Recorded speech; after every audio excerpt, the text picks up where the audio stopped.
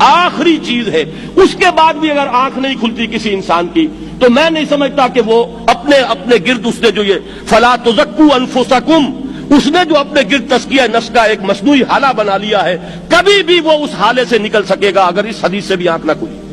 اور وہ حدیث کیا ہے؟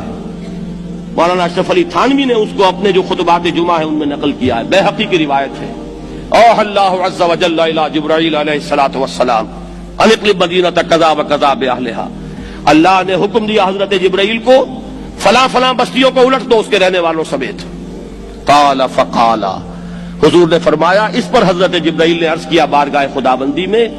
ان فیھا عبدک فلانا لم یعصک طرفۃ عین، پروردگار اس بستی کو الٹ دوں، اس میں تو تیرا فلاں بندہ بھی ہے جس نے کبھی پلک جھپکنے جتنی دیر بھی معصیت میں بسر نہیں کی۔ اب آپ اندازہ کیجئے، یہ جو ہے نا اپنے آپ کو رگڑنا اور مانجنا اور پوری زندگی رگڑنے میں اور مانجنے میں لگا دینا، ہم بعض بزرگوں کے تذکرے میں سنتے ہیں اتنے اللہ والے تھے، اتنے اللہ والے تھے کہ ان کا گھوڑا بھی کوئی مشکوک دانہ نہیں کھاتا تھا، اور وہ خود جو ہے وہ انگریز کی عدالت میں بیٹھے ہوئے اور انگریز کی نوکری کر رہے تھے۔ یہ ہے وہ میکروسکوپک اور مائکروسکوپک کا عدم توازن، طاغوت کی چاکری کر رہے ہیں، انگریز کی ملازمت کر رہے ہیں، انگریز کے قانون کی تنفیذ کے اندر اعلی کار بن رہے ہیں، لیکن ذاتی تقوی اور ذاتی نیکی اور ذاتی للہیت جو ہے اس کا معیار یہ ہے کہ ان کا گھوڑا بھی مشکوک چارہ اور مشکوک کھانا نہیں کھا سکتا۔ یہ ہے وہ عدم توازن، اس کو نوٹ کیجئے گا، جس کو کہ اس حدیث میں محمد رسول اللہ صلی اللہ علیہ وسلم نے واضح کر دیا کہ حضرت جبرائیل عرض کرتے ہیں کہ اللہ فلاں بستی کو الٹ دوں، اس میں تو تیرا فلاں بندہ بھی ہے جس نے پلک جھپکنے جتنی دیر بھی معصیت میں بسر نہیں کی۔ ذاتی نیکی کا اب اس سے اونچا کوئی مقام کوئی شخص مجھے اگر بتا سکے تو میں اس کا مرید ہو جاؤں گا۔ اس سے اونچا کوئی مقام ہوگا کہ آنکھ جھپکنے جتنی دیر بھی کسی نے معصیت میں بسر نہیں کی، ذاتی نیکی کی معراج۔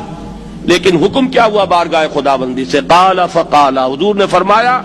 اللہ تعالیٰ نے حکم دیا جبرائیل کو، اقلب علیہ وعلیہ، الٹو اس بستی کو، پہلے اس بدبخت پر پھر دوسروں پر۔ کیوں؟